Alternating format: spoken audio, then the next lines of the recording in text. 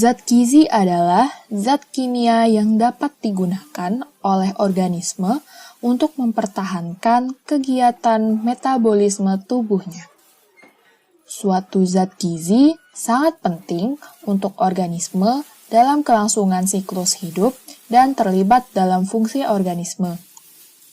Berdasarkan jumlah yang dibutuhkan oleh tubuh, zat gizi terbagi ke dalam 2 golongan, yaitu zat gizi makro dan zat gizi mikro.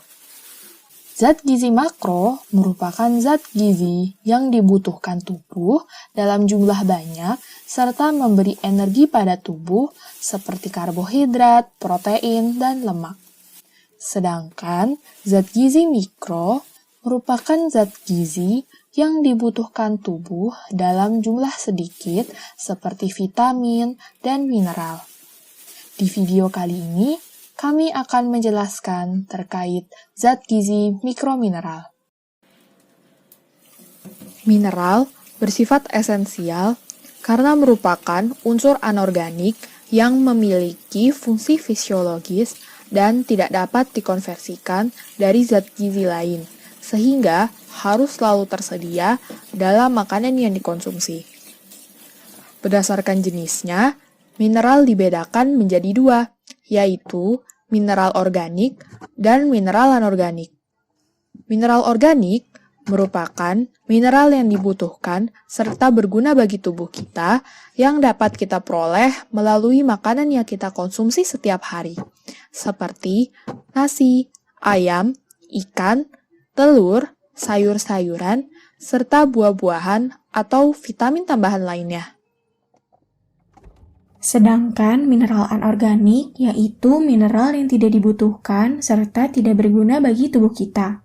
Contohnya timbal hitam, iron oxide, merkuri, arsenik, magnesium, aluminium, atau bahan-bahan kimia hasil dari resapan tanah lainnya.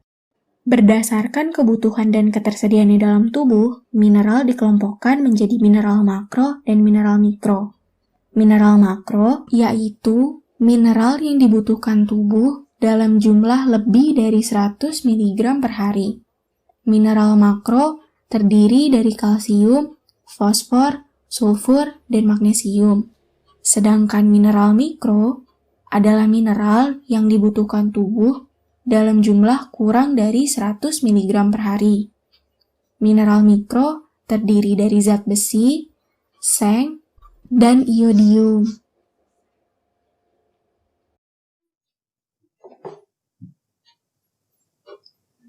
Di satu sisi, tak jarang pula permasalahan gizi terkait mineral terjadi di Indonesia.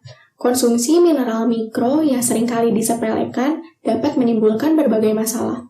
Permasalahan yang pertama terkait dengan zat besi.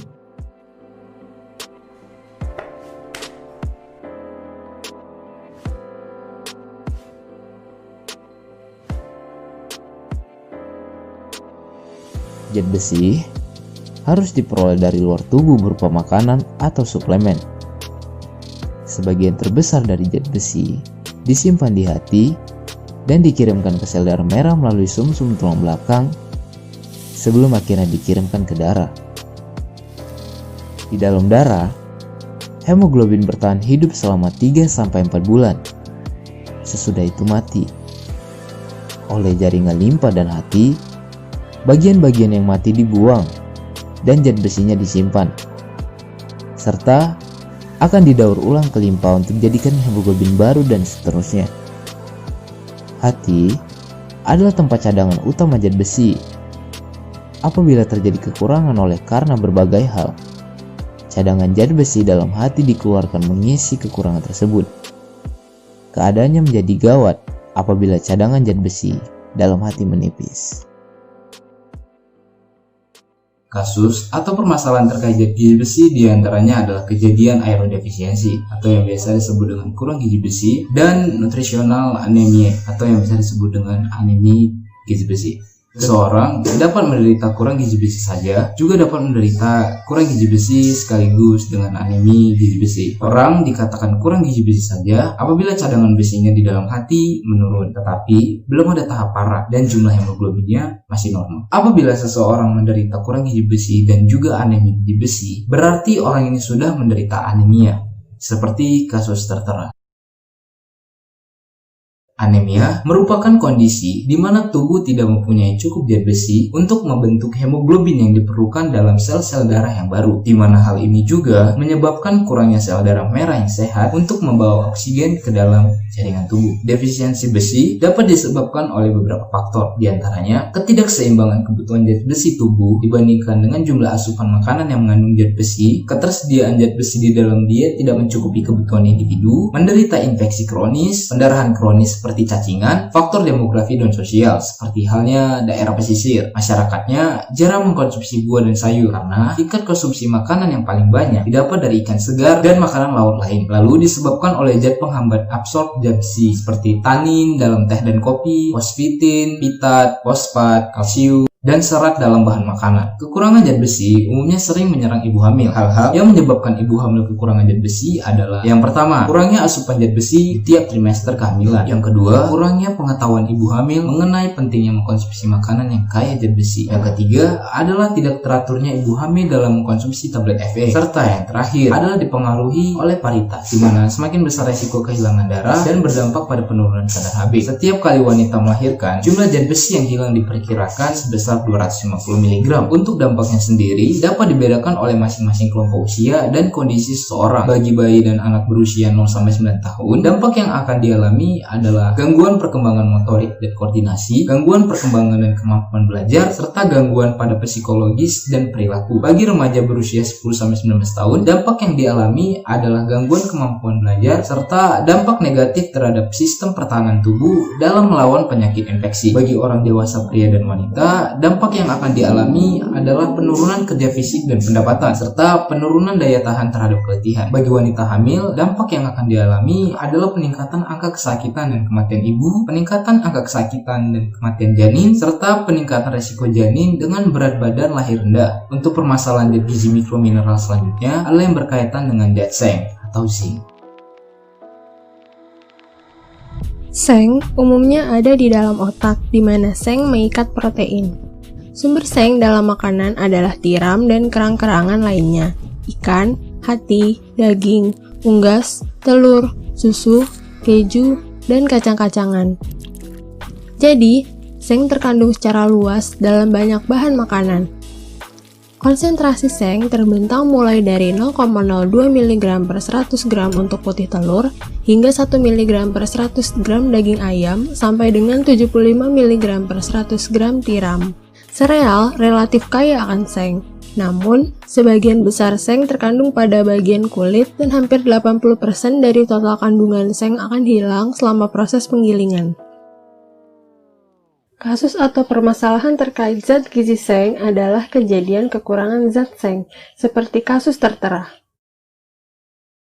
Kekurangan seng akan berakibat fatal terutama pada pembentukan struktur otak, fungsi otak, dan mengganggu respon tingkah laku dan emosi. Defisiensi zat seng dapat disebabkan oleh berbagai faktor, diantaranya yang pertama, asupan seng yang rendah, yang kedua, ketersediaan biologik yang rendah, yang ketiga, penyakit penyerta seperti ginjal kronik, liver kronik, diabetes, anemia sickle, dan sebagainya.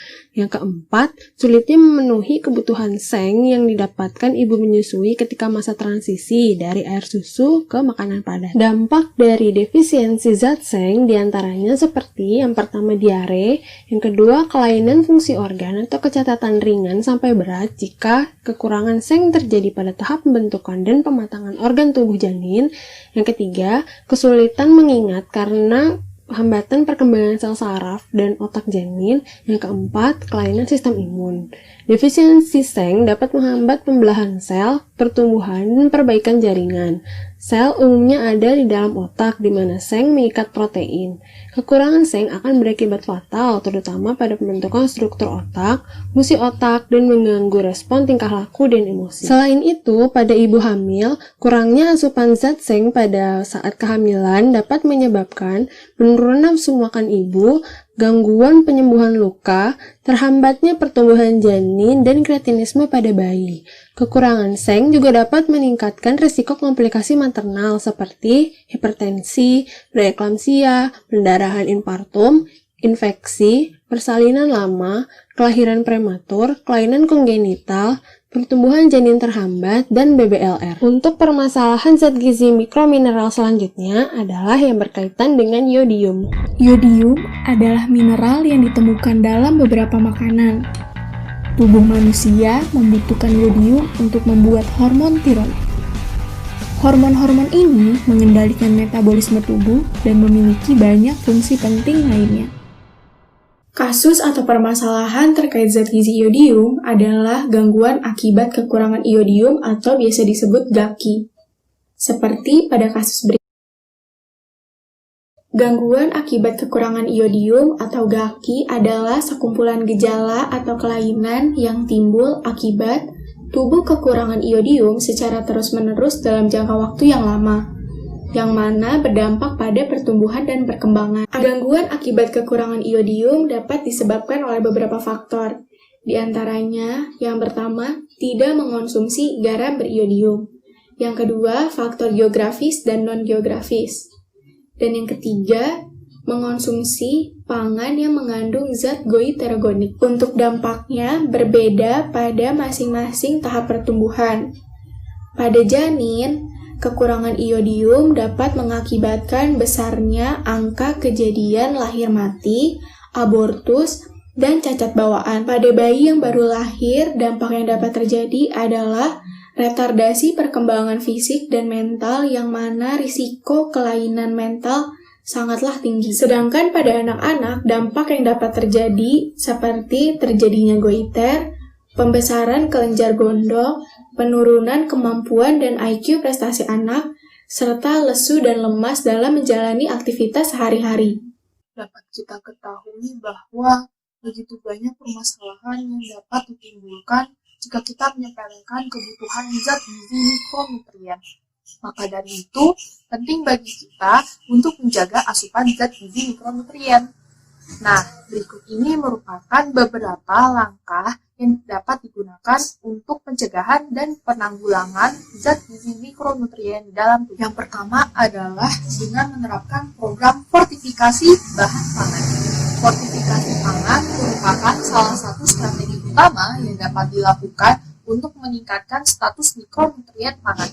Fortifikasi harus dipandang sebagai upaya untuk memperbaiki kualitas pangan selain dari yang pertama, perbaikan praktek-praktek pertanian yang baik.